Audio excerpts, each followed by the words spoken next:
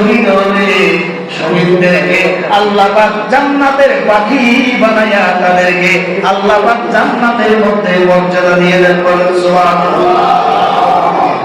শহীদদেরকে বলা হবে, শহীদরা তোমরা দুনিয়ায় বসে অনেক কষ্ট করে এসেছো, আজকে জান্নাতের মধ্যে আমি আল্লাহ তোমাদের জান্নাতের বুলবুলি বানিয়ে দিলাম, তোমাদের মর্যাদা এত বাড়িয়ে দিলাম যেটা পৃথিবীর কোন পয়গম্বর ব্যতিরেকে কোন মানুষকে আমি দিই। বলেন সুবহানাল্লাহ।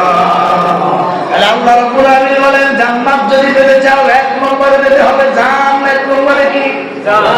আরো জোরে জান পেতে হবে। দুই নম্বরে আল্লাহ পাক বললেন, প্রথম আল্লাহ বলেন মালের কথা, কারণ জান আর মাল এই দুইটা হলো মানুষের সব থেকে আপন। ঠিক কিনা ধরে বলে আল্লাহ বলেন ইন্নাল্লাহ আশতারা মিনাল মুমিনিনা আনফুসাহুম ওয়া আমওয়ালাহুম বিআন্না লাহুমুল জান্নাহ।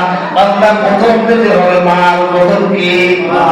আরো জোরে ইসলামকে বিজয়ী দেখার জন্য ইসলামের প্রথম যুগে আল্লাহর নবী সাহাবায়ে কেরাম রাদিয়াল্লাহু তাআলা আনহুম আজমাইনকে আল্লাহর নবী তাবুকের যুদ্ধে, কোন যুদ্ধে ধরে বল?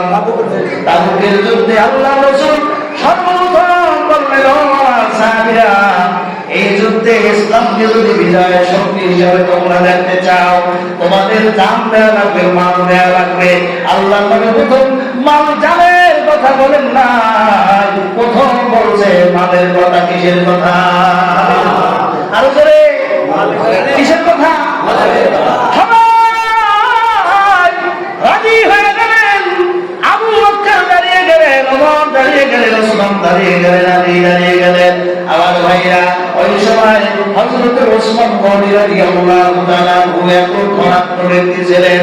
ওসমানের সম্পদের চাবি বহন, ওসমানের চাবি, সম্পদের চাবি রাখার জন্য 100 লাখ বের করুন হয়েছে। সুবহানাল্লাহ। আমার ভাইরা, হযরত ওসমান রাদিয়াল্লাহু তাআলা আনহু বললেন, ইয়া রাসূলুল্লাহ, চিন্তা করিয়েন না, আমার যত সম্পদ আছে আমি সাধ্য মতো দান করো। সবাই দান করলেন, সবার দাম অনেক বেশি হলো।